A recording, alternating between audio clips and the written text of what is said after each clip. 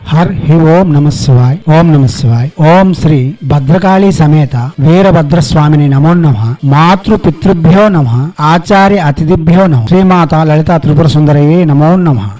శివశక్తి స్వరూపులారా, ఇంతకు ముందు మనం ఇంద్రాక్షి యొక్క మంత్రం పెట్టి ఉన్నాం. ఆ మంత్రం వినండి, అవగాహన పెంచుకోండి, జపములకు ఉపక్రమించండి. ఎటువంటి వారినైనా మనకు వశం చేసుకుని ఇంద్రాక్షి మహత్తర శక్తివంతమైన వశీకరణ మంత్రం. ఈ మంత్రం 16 రోజులు లేక 22 రోజులు, రోజుకి ఉదయం పూట 8 మాలలు, సాయంత్రం పూట 8 మాలలు జపం చేసి ఎవరిని ఉద్దేశించి ఈ మంత్ర జపం చేస్తామో వారు మనకు తప్పక వశం అవుతారు. ఇంద్రాక్షి త్రిశక్తి స్వరూపిణిగా మనకు దర్శనమిస్తుంది. మహాలక్ష్మి గాను, శివుని యొక్క పట్టవిరాణి గాను, దుష్ట శక్తులను స్తంభింపజేసే స్తంభన శక్తిగాను మనకు దర్శనమిస్తుంది. ఈ మంత్రము చాలా శక్తివంతమైనది, అరుదైనది. ఈ మంత్రం చేయడం వలన మన యొక్క శత్రువులు స్తంభించబడతారు, మనపై జరుగు ప్రయోగములు స్తంభించబడతాయి. మనం ఎవరిని ఉద్దేశించి మంత్రం జపం చేస్తున్నామో వారు మనకు తప్పక వశమై ఉంటారు. హైందవ సనాతన ధర్మంలో వస్తున్న విధులన్నీ వర్తిస్తాయి. సుస్నాతులై ఉంటూ శుచి శుభ్రతలు పాటిస్తూ మద్యపానము, మాంసభక్షణ, పరస్త్రీ వ్యామోహము నిషేధం. ఇదే స్త్రీమూర్తులు చేయాలంటే పరపురుషుని యందు ధ్యాస కూడా ఉంచుకుంటా చేయవలసి ఉంటుంది. ఉదయం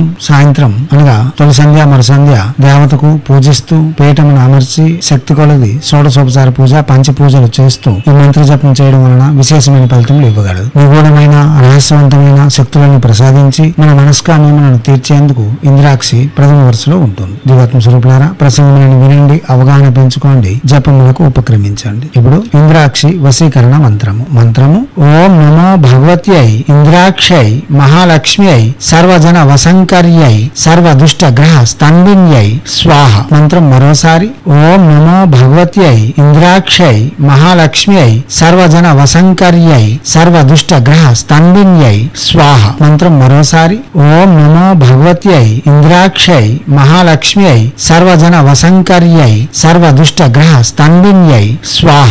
దివ్యాత్మ స్వరూపులారా, మనం చాలా విధి విధానాలు ఇప్పటికే చెప్పి ఉన్నాం. వశీకరణ అంటేనే చాలా జాగ్రత్తగా చేయవలసినది. ఎవరు పెడితే వారిపై ప్రయోగం చేయకుండా ధార్మిక సంసారంకు ఆవశ్యకత కలిగిన, జీవనోపాధికి ఆవశ్యకత కలిగిన వశీకరణలు చేయవచ్చు. ఎవరిని వాడుకునేందుకు ఇటువంటి మంత్రములు చేయరాదు. అలా చేస్తే అప్పటికైనా తర్వాత దేవత ఆగ్రహంతో సకలమైన ఇక్కట్లను గురి కావాల్సి ఉంటుంది. మీరు ముందు అవగాహన పెంచుకొని జపములకు ఉపక్రమించండి. డిస్క్రిప్షన్ లో ఉన్న లింకులను ఓపెన్ చేసి ప్రసంగమైన విని నేర్చుకొని ఓర్పుతో నేర్పుతో చేయగలిగితే సర్వము సిద్ధింప చేసుకోవచ్చు. దివ్యాత్మ స్వరూపులారా, చేయండి, చేసి తగు ఫలితములను పొంది ఎనలేని ఆనందములతో ఐశ్వర్యయుక్తమైన భోగయుక్తమైన ఆనందకరమైన జీవితమును కొనసాగించాలని కోరుతూ ఎప్పుడు మీ సేవలో రత్నశ్రీ హిందూ సేవ సమాజ్ ఆచార్య భీమసింగ్ రవికుమార్ ఆర్ ఆఫ్ నిఖిలానంద సాగర్ మహారాజ్.